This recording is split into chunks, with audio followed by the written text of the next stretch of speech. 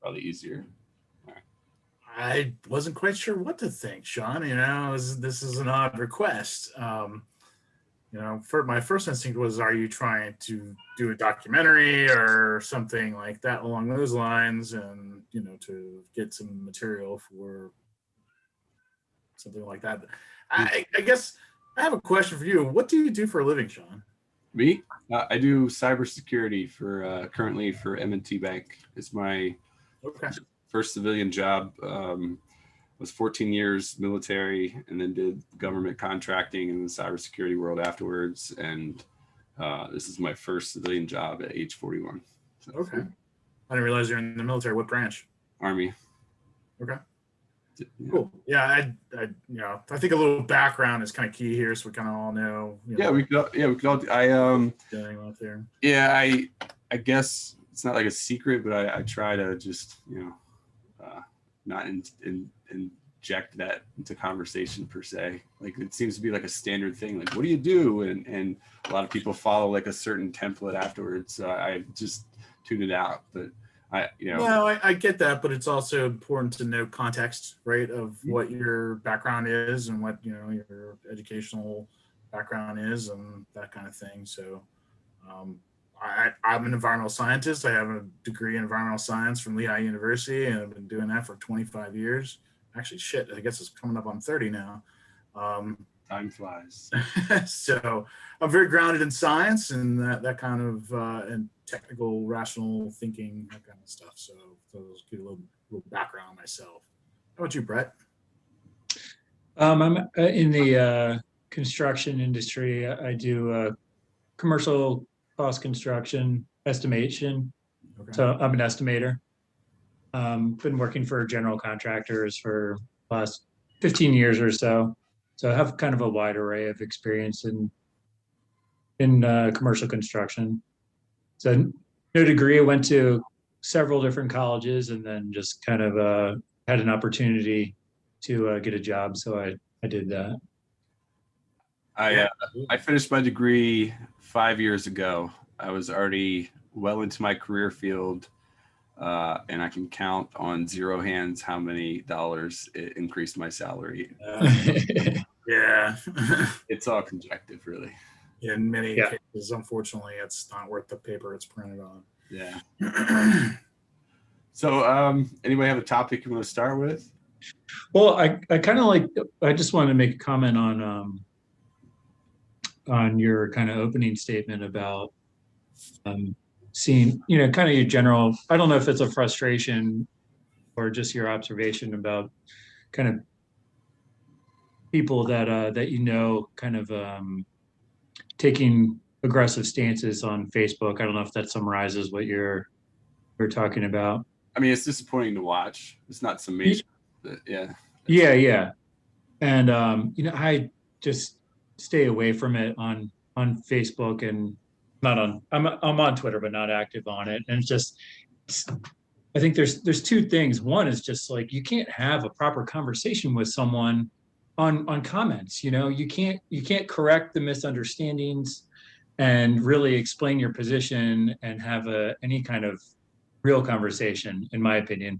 That's one of the issues with it. The other issue is that we're in this position where we have been, divided, and if you have, half the country has this set of thoughts and half the country has this set of thoughts, and for some reason there's no like crossover. So if you believe that, you have to believe all this, and there's just like this division has created complications with people communicating to begin with, and so all these assumptions are made about the other person that you're talking to, and therefore it just makes the communication that much worse, because you're making assumptions that they have these viewpoints because they have this other viewpoint. You know what I mean? And just makes it a mess and impossible. So I just try to stay away from it. I have a couple friends that I talked to. My cousin that I just went on this disc golf trip with.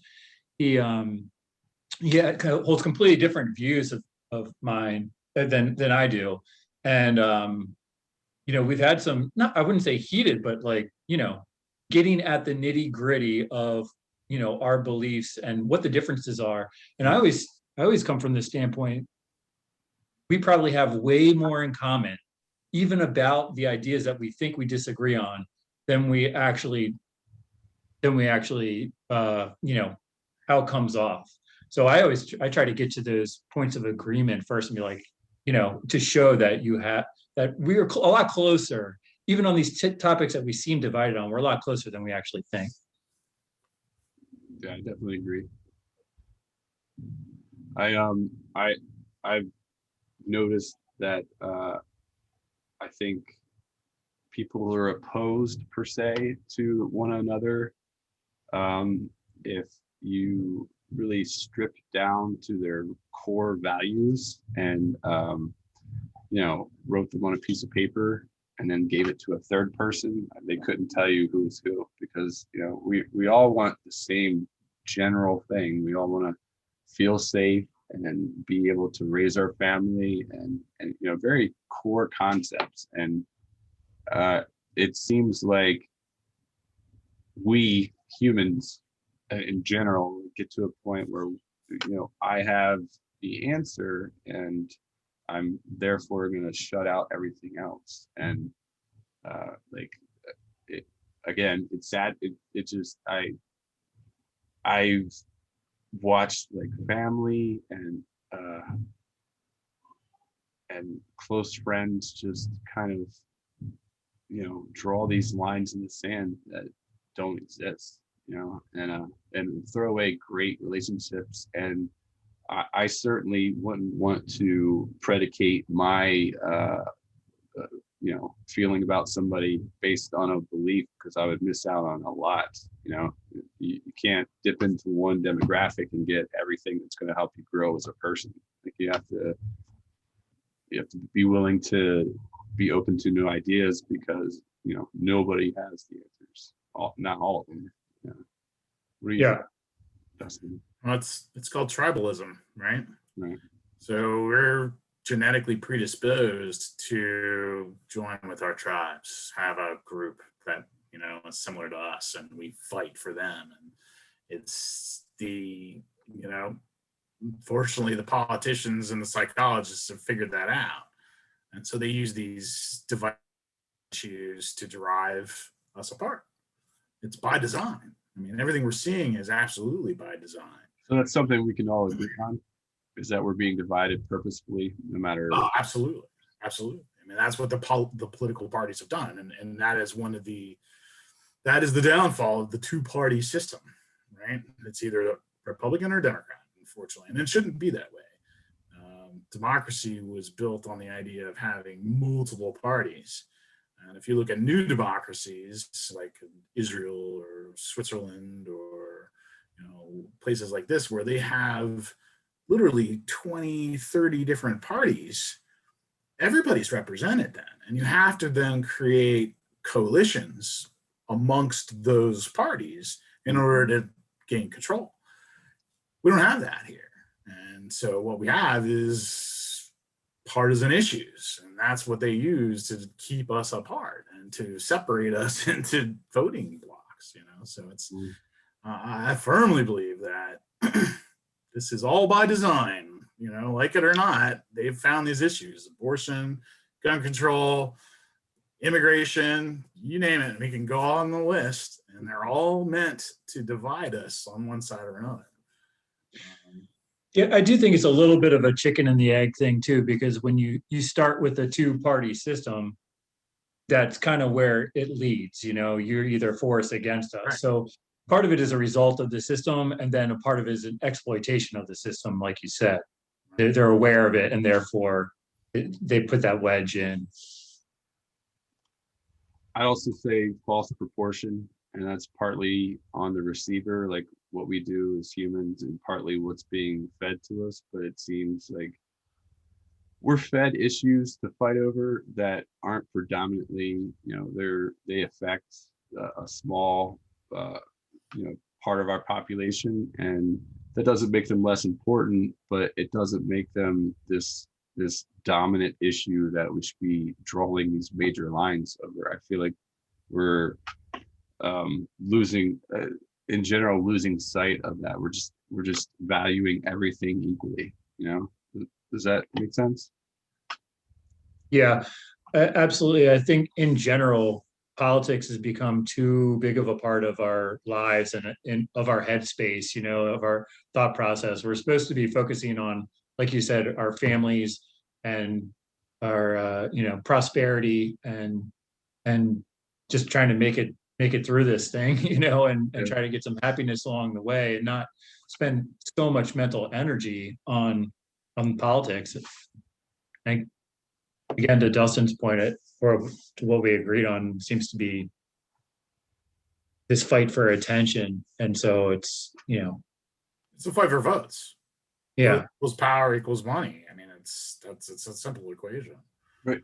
And back to tribalism, do you think humans are capable of managing each other on a large scale? You know? Our history would certainly say otherwise, right? I mean, our history is just full of repetitive conflicts, very similar to what we're having now, right? I mean, it goes on and on and on. It's a repetitive cycle. I think that we are capable of overcoming it eventually, and that technology will help us get there if we don't kill ourselves first. Do you think technology is currently being used for good in that way?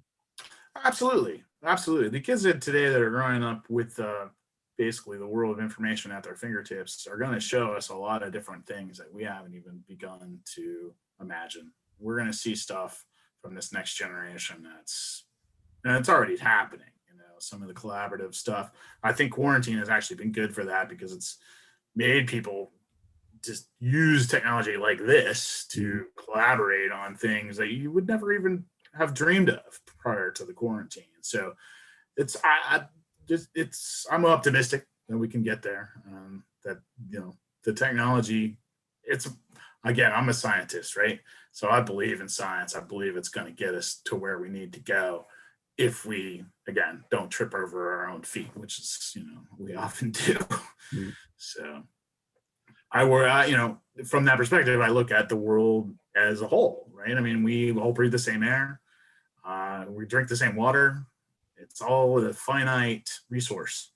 And, you know, COVID is an example of that, right? It's not an isolated thing. It's spread around the world like that, as would, you know, any other major catastrophe to our globe. It'll affect not just us, it's going to affect everybody on the globe.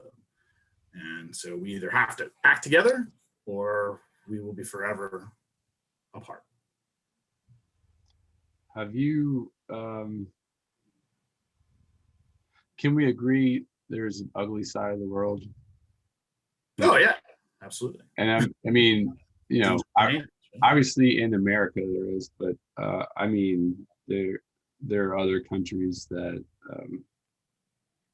their way of life is, you know, it makes even this last year in America look like Club Med. You know, they're much just horrible, you know. Anyway, I'm just reflecting my military time and stuff that I saw. But yeah, I've traveled extensively. So yeah, and I'm, you know, I'm not saying, you know, that's why I wonder, like, sometimes you go places and you experience, you know, like what the foot they put forward, right? Like you know, this is, but it's not really what life is like there, you know. And I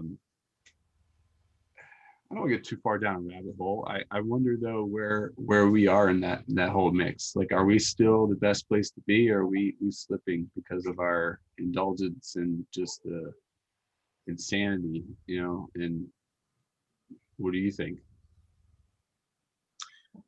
I mean, I haven't lived in any other country, but I'm happy to be here where I am right now for sure. And I know that this is, if it's not the best, it's one of the best places to be. And if you take out of some of the background noise, every day I try to look out my window and look at the beauty and look at the things that are actually around me and not let a lot of the negativity that's going on from our political system affect my immediate reality, you know. Yeah. And it's tough to say that there's much better. But yeah, I mean, there's so many other places in the world. I mean, that are just awful. Um, yeah, I do you guys have any idea of how to help other people get into that space? Like, for example, my wife and I have conversed a lot over the last year, and I feel like the internet doesn't see the person that I know, because the internet has hosted this person that's been caught up in their perception and their passion, and just not represented themselves well. And and now we're reflecting on, okay, how well spent was that energy? And that's a self-reflection on our part. But how do you challenge other people to do that for themselves?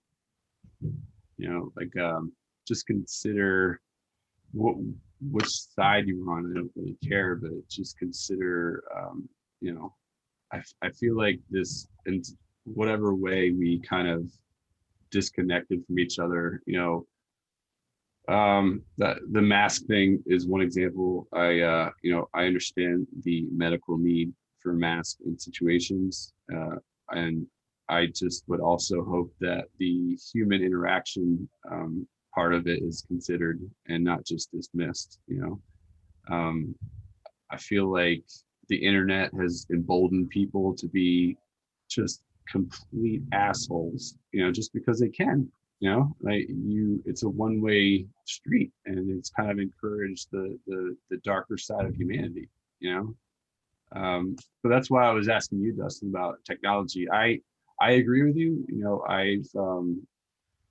I can't begin to tell you how many awesome things that technology that I think has benefited us, but it also seems like certain platforms bring out our worst side, and it's become a cultural norm. It's not just a thing, it is us.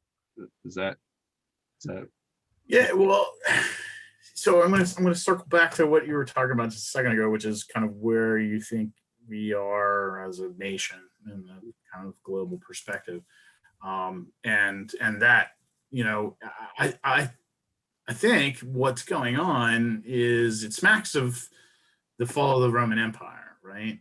Yeah. Where the Romans had the greatest society on the face of the earth for 1,000 years, and they became too full of themselves, right? They didn't look out for the less fortunate amongst us. And so that is exactly what I'm seeing in today's society. And the internet is just fuel for that, right? So people are far too self-centered.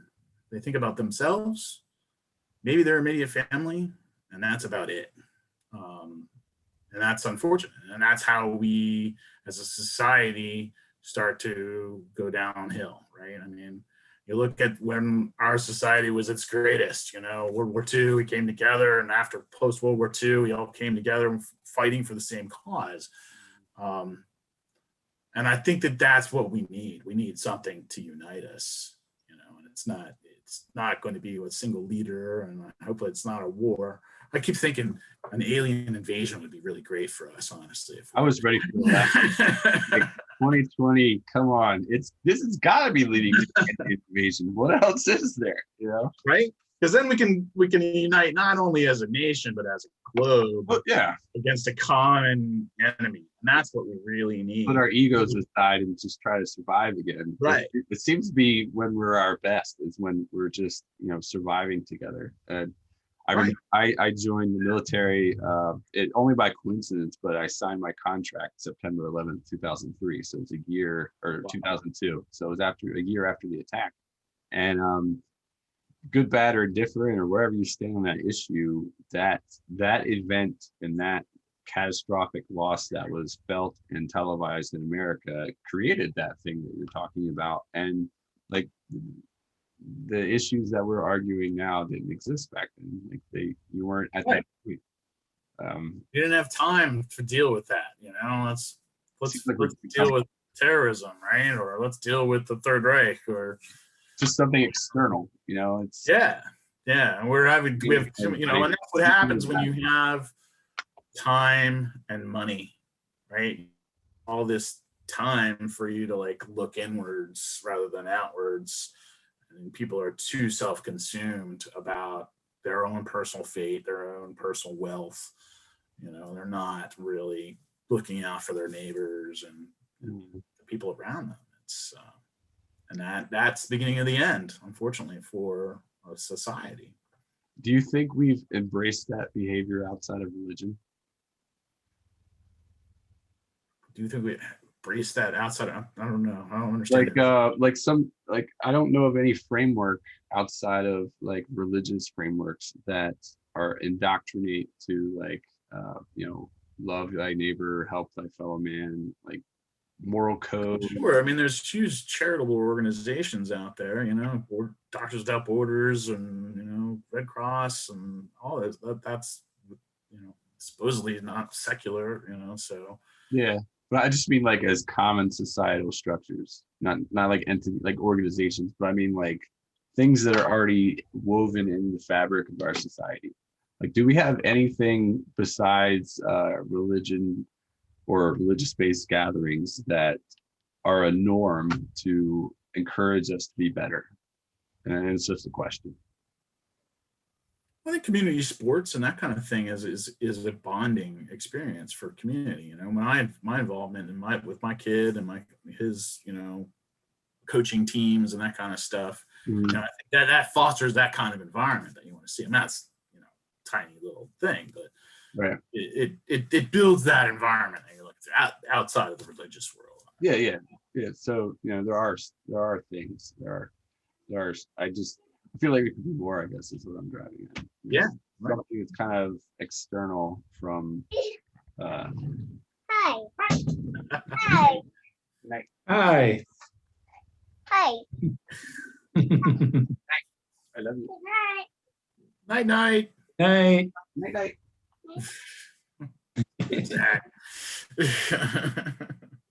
I mean, if I'm being honest, a lot of my, you know, not all of it, but you know,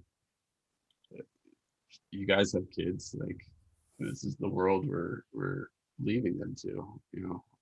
It's I don't know about you, I just felt like this last year it's not just a crazy year, it's just, and I'm so tired of hearing the word unprecedented, but it's just, there's nothing to compare it to, you know, nothing in our written history as far as like all the different complexities. So, Mm-hmm. you know, have you felt that way, or is that just me? Certainly.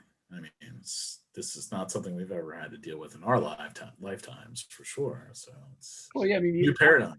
Outside of the pandemic, just can we agree that the pandemic is real, but it was taken advantage of? Yeah, I definitely think there was a power grab. I mean, when you have a situation like this, it's people who are power hungry to begin with look for any opportunity to increase that power. And I think we saw that in all over the place. So where do you think we are now? Like, do you think we're any better? Or do you think we're still in the middle of it? I think we're in the middle of it. And talking about, you know, you touched on technology kind of amplifying tribalism, and you know, the tribalism that led to, in part, to the fall of the Roman Empire. I think it's interesting, just before I make this point, that that you guys are optimistic about our future. I am too, but given the context, you wouldn't think we would be. But I'm optimistic as well. We also have a history of overcoming and figuring things out and surviving. We're here today. But with the technology amplifying things, I also think that it has an opportunity to make a quick reversal. So even though things are getting worse and worse and worse and worse, Mm-hmm. because of the way technology works and how quickly ideas spread, that if we can just get to the top of the pendulum swing and start heading in the other direction, that we can recover quicker. Whereas before, if it's a slow burn, you might be past the point of no return. But with the technology and the rapid spread of information, I think that's one point of optimism that we can look at to help things. So Does that make sense? Does that make sense? any change in direction would potentially be cataclysmic, because it would be ignited by the use of technology to spread that idea. Is that what you mean? Well, not cataclysmic. I mean, a positive. So people Like start, a catalyst. I mean, yeah, a catalyst. Yes. sorry. Yeah, that's right. Cataclysmic goes with that or not. That's what. That's the new science guy. Does catalyst and cataclysm go together? Probably not. No. I guess there's the same. It's this probably in the same root Latin word, but Oh, nice. we've been upgraded. Sweet. All that. Nice. Thanks, Zoom. Because I forgot all about that until it popped up. So what are you guys thinking? Like, take a second, I guess. I don't know where your timetables are. If you want to kind of wind this down and do another session or so with more, I guess, structure around it. But I enjoy having these conversations. I'm an introvert, but I still find myself missing interaction, especially I think introverts are, I don't think they're self-secluded. I just don't think they like small talk. So this kind of stuff to me is, what I care about. So just first and foremost, before you say anything else, I appreciate both of your time, and it's been it pretty much like I thought or hoped it would be, just a nice dialogue. We didn't get into anything too racy, but I'm not really interested in causing waves. I would also point out, I'm pretty sure that we differ on opinions and viewpoints in certain things. But that being said, like we demonstrated that, our core values are a lot alike. But I'll leave to you two to see, where do you want to go from here? Well, I did want to, you actually blew through a number of talking points, I think, when you were talking. So I think On that. I should have been taking notes, because you brought up a couple, interesting points that we could definitely expand on. This recording. What's that? Okay. Yeah. So we can go back through. Yeah. But one thing, I mean, you did ask, like, how do you effectuate change? And I think you were talking about influencing people to see, I don't want to put words in your mouth, but more like, I guess, being grounded, or We help other people out of this Yeah. hole that they've fallen into. Yeah. And so, I would say first, it's very difficult to influence people. I've made a lot of personal changes, and never been the type of person to, push them, when I make a major change, to tell other people, oh, you should do this. Right. Because I have noticed that you have to want to make a change, and then you have to pursue it. You can't just take advice. I mean, it helps, it sticks in the back of people's minds, but people have to want to change. And so as far as influencing others, like the only thing that I've been able to do is just lead by example. People ask me my opinion, I give it to them. Mhm. And I know that I only have the ability to make small influences on a small circle of people. And, I don't want to say that's enough for me. Everyone wants to make the world better. You know what I mean? I believe that. But as far as, the resources that I have, I don't have a platform or anything like that, but just the interactions that I have with the people I know is try to be the best person I can be around them. And I don't always succeed at that, but just keep those things in mind, and try not to slip into things that are easy, bad behavior that's easy, like, laughing at jokes that are in poor taste, and that kind of thing, if you see where I'm going with that. Yeah. And so that was just, just wanted to make that point about effectuating change. I totally agree with you, Brett. I mean, leading by example is where it's at, right? So if each of us go out there on a daily basis to try to do the best in our neighborhoods, our communities, our counties, our states, and our nation in general, we're just going to then lead, again, have people follow that example. And I try to do that as much as I can. Coach a team, go get involved in your community council. Go out there and fight the good fight for what you think. If you're involved, you're doing what you can do, and that's all you can hope for. And to circle back to what I was talking about earlier, people don't do that anymore. They sit in their homes and they stare at their fucking phones and they stare at their computers and they don't get out and interact with people. And that's what you got to do. You got to go out and, talk to your neighbors and know your neighbors and know what their problems are and when you can help them, and I could go take an old lady's garbage cans up for the curb every Monday. People don't do shit like that, and they have to. That's how we lead, but you got to lead by example. Mm-hmm. And I do actually think, as far as your time, I'm good on time until 10:30. So if you want to keep talking, I'm good, but whatever, I can go back to my couch too. It's fine. I try to, I have a meeting every Thursday that I've been doing for a year and a half, that usually runs until, so I'm trying to, I would say, my cutoff would be 9 for my wife's sake, but right. Yeah, that's the most important politics, man. Yeah, right. So. I get that. I play poker every Thursday night, so right.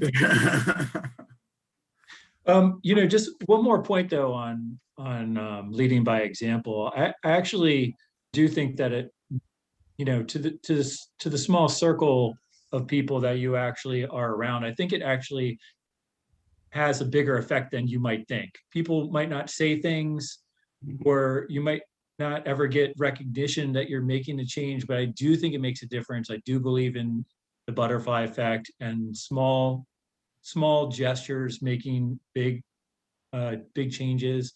And I'll say, Sean, just, being around you, you have a very calming demeanor. And I've seen you in some, not pressurized, but some situations where you could have become agitated with people, and you were very calm and relaxed, and it has a relaxing effect on me. So it makes me want to have that type of behavior as well. And, you hear that this kind of phrases as well about, oh, you're blah, blah, blah is infectious, or you have the calming demeanor thing. It does have, your behavior has an immediate impact and effect on someone, if just momentarily, but that can also sow seeds as well. Right. So I appreciate that feedback. And, but I was also going to say, that lack of reinforcement, like you just offered that to me, and I very much appreciate it. I'll hold on to that. But I also think you have to not need that, because like you said, you're not per se going to get it. Like you're not going to know the influence you've made. It's kind of are you familiar with the quadrants thing? Like quadrant 1 is important and time sensitive. Quadrant 2 is important but not time sensitive. Quadrant 3 is not important but it's time sensitive. And quadrant 4 is neither important or time sensitive. So quadrant 4 would be playing video games. Like that's my, I haven't played video games in a long time, and I started playing Fortnite with my son. It was like something to do across the wire, and now I've gotten addicted. I'll confess. But it's a quadrant 4 activity, but the quadrant 2, the things that are important and not time sensitive, I think that's kind of what you're speaking to, Brett, is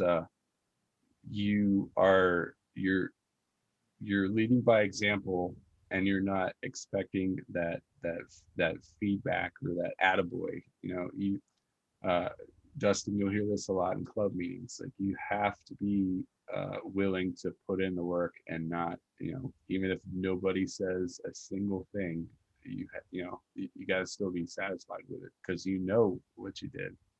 And I guess I would just wonder how do you encourage that kind of behavior in people to want to help others without that instant gratification? Because I feel like a lot of helping is done as a vice for people, for that, like, I feel better kind of thing. And that's cool. And that is a tit for tat kind of relationship, I guess. But how do you encourage that quadrant 2 kind of behavior where you're putting forward and not expecting the instant, recognition? That's tough, man. That's a $64,000 question right there, isn't it? How do you motivate people to be self-motivated without, the potential for reward? I have no answer for you there. I wish I knew that because I think it's the same thing. It's leading by example and not hoping for too much change to break out around you, you know. Let's see. And you can, depending on your relationship with people, you can kind of, say things lightheartedly. You could also do something every time you do something for someone, they notice whether you're going around telling everyone about it. You know what I mean? Mm-hmm. I have a rule where any kind of like good deed that I do outside the house to strangers, I don't tell my wife about. I don't tell anyone about. I just like keep it, and it becomes like just so much more powerful, and to me anyway. And I think it's like it's a well-being, or the word is escaping me, but it's a long-term strategy rather than a short-term strategy. Like when you do something nice and you run around the corner and tell someone you did something nice, like the benefit of that is over then. And I don't know if I'm explaining this, but if you do things instantly, right? Like what's that? You cashed in instantly. You did the thing, and then you fucking tweeted about it. Good for you. Move on. You've already gotten your payment. Yeah. Do you want your payment now, or do you want to just keep stacking it up and letting it come back via karma? Or you could call karma.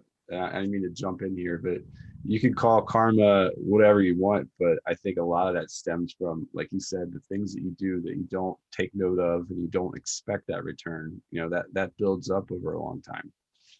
Plus, if the person that you helped sees that you do that, then it cheapens it for them as well.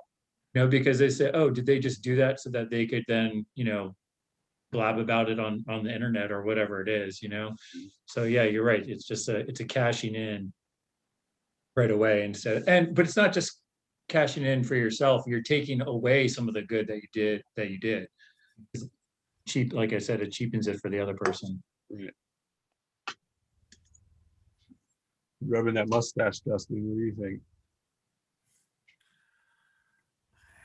Yeah. I mean, I think again, Brett said it nicely that, it goes back to that leading by example thing. That's how you make it happen. You just be the best person that you can be, and hopefully other people will follow. I don't, unfortunately, it comes back to education, and the context that people are brought up in.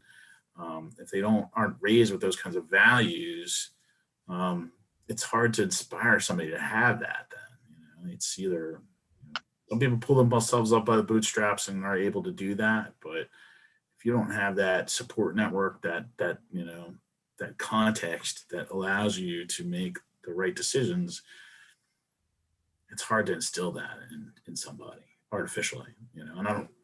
Again, I wish I knew the answer there. Right.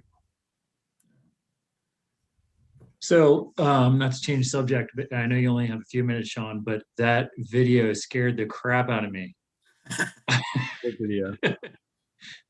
And the one I shared. Yeah, the video with talking about the mRNA vaccine and how they hadn't, just give some background context for anyone who might watch this in the future, that the mRNA vaccines have been tested on animals, and that they all died because the way the structure of the vaccine? I can't Uh, remember the science My behind it. barbaric understanding was that it solves the problem shorthand, but it basically leaves you vulnerable at a later point potentially. Yeah, And yeah, just and I know that. with you, I have a 15-year-old. He he was born with world like just one of a kind heart defects and went through 6 open heart surgeries. I remember him being in the ICU and like fighting the nurse because it was the first time SARS-1 was out, and they put a patient next to him that had SARS, and I lost my shit. And when I did tell them that, they thanked me because they couldn't do anything about it themselves. Anyway, don't want to go too far down that rabbit hole, but selfishly, whatever you want to call it, he's been my biggest concern throughout this entire thing because a respiratory disease would not agree well with him. And it's I've tried to keep a cool head, but like some of the stuff she said, it scared me too. You know, especially when it comes to him. You know, they mentioned heart failure and stuff like that, and that's always easy to point to, but it makes me think twice. You know, and I don't really know the answer. Like it seems like kind of like what the doctor alluded to, that you know this is a thing, this is technology, sure, I'm acknowledging this, but it's also you're basically giving somebody, you know, coming from like a computer science, like you're giving somebody root access into your body, and they might not be in your best interest. That's all I'm saying. You know, that's what scares me. Well, the mere fact that it is new technology and that they can't talk to the long-term safety of it is, you know, it is a concern. And who knows, it might be, this technology might actually be more safe than our old technology of vaccines. We don't, and I from what I understand, there's some signs that point to that being the case, but the fact is that we don't have long-term testing on it. That's one known risk about it. But yeah, so a couple maybe topics for next time. I is maybe like talk about health stuff. Mhm. But I've had some crazy family health stuff and just like experiences in the healthcare system. That might be a good topic. Yeah, sure. I guess I'll just say one more thing on that. I mean, I deal with toxicology a lot in what I do. I'm looking at, you know, how chemicals interact with the human body and cause risk, right? So cancer risk is kind of the quantifiable thing that you can do. Mhm. So along those lines, yeah, I mean, the only way you know how those things affect you, from at least just from a one compound toxicology perspective, is through long-term studies, through 20, 30, 40-year study. And obviously there's no way that they could do that now. So unfortunately, we're stuck in this condition where, you know, you have to rely on the vaccine, you have to rely on the science. It's happened before. You know, we had swine flu, and we've had smallpox, and many polio, and many others, and it successfully works. So I hope that we can believe in the science, and the science will work in the end. So Yeah, I mean, science is why my son's still alive. And but I've seen a few cases of his peers like with similar heart defects that had COVID and dealt with it fine, you know. And so it's kind of, I would love to push a button and know that he's immune. Sure, who wouldn't want that? You know, it's just I guess for me, I get overwhelmed by just we have so much access to so much information, and so little of it is actually useful, you know. And half the time an ad for something and you don't realize until you read 2 paragraphs down, or it's factually, you know, based, or at least it appears to be, but it's manipulated for a certain reason. Like it's just, I don't know about you guys, but I get overwhelmed Like, you know, Yeah, that's the whole the sense making issue is that it's one thing to believe in science, but you gotta you have to be your own advocate for this stuff, and you know to read. You can't just accept what politicians are telling you about science. You have to read the paper. You have to look at the methods and the limitations of the study and inform your own opinions. There's the process of science is fine, but the interpretation of the data is not always objective. So you have That's true. to you have Always to look at funding the study. yeah, I was what's gonna that. say, are you open to the fact that science has been somewhat corrupt by funding? Certainly. Oh, absolutely. And that's kind of what I was hinting at. Like, I know that you can't know for sure, right? Yeah. But unfortunately, we're in the situation now with this issue that we really have no choice. You got to believe that Well, yeah. the vaccine's going to work, and that's it. I mean, there's no two ways about it, right? If you don't get the vaccine, you're then subject to risk, and so it's Yeah. Well, yes, science can be the numbers can always be twisted. Statistics are about who's doing the statistics, right? And I do that for a living, right? I spin numbers. Right? Yeah. So I'll share with you this real quick.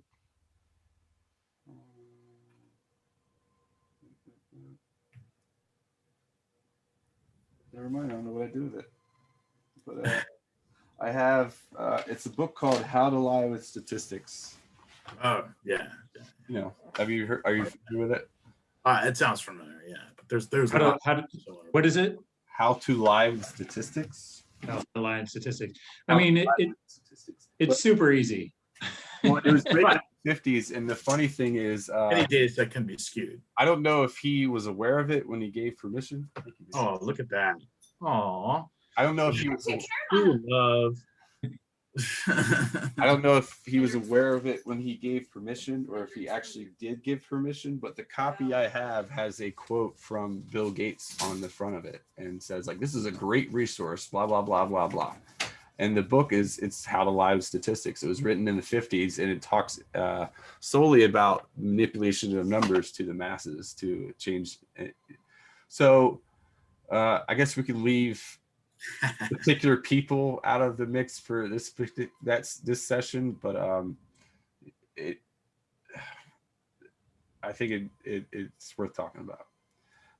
I love science. I'm a huge Neil deGrasse Tyson fan. I think science is one of the few wonders that we have where you can definitively say this equals that, and you have this line of proof, and there's no argument. It's just sad that. Nice. You guys recognize that? What is it? It's actually the insignia for Brett Weinstein's podcast called the Dark Horse Podcast. Oh, nice. But it looks like the Brody Smith symbol, doesn't it? Yeah. Yeah. But yeah, my wife and I listen to they're evolutionary biologists, and they have a podcast. We listen to them every Saturday night. It's awesome. I can't see that. Never underestimate an old man that plays disc golf. Thought it was appropriate. So yeah, I love listening to Sean Carroll and Brett Weinstein and a whole bunch of a slew of science types. I'd check out a link if you had like a go-to episode that you think would represent it well, for sure. I'm always trying to digest more. Yeah, it is 9, so I'll try to stick to my word here. I appreciate you guys tremendously. I hope that we can do this again, and maybe given this session, come into it if you'd like with some talking points, so we're not fishing for them or something like that. But anything else? Yeah. Sure. Sounds good. It's good talking to you guys. Cool. Yeah, likewise. I enjoyed this. Thanks for setting it up, Sean. Yeah, absolutely. Yeah, I'm glad I did. I'll off the top of my head, I'll say maybe sometime next week, like whenever night works. Yeah, Tuesday's good. Tuesday again. Okay, Yeah, let's sounds good to me. good. Nice to meet you, Dustin. Yep. Good to meet you too, Brett. Hopefully, All right. I'll see you on the Yeah, course. I'll see you out in the All right. course. Yeah, man. Definitely, I'll be there on Sunday. All right, cool. See ya. See you guys.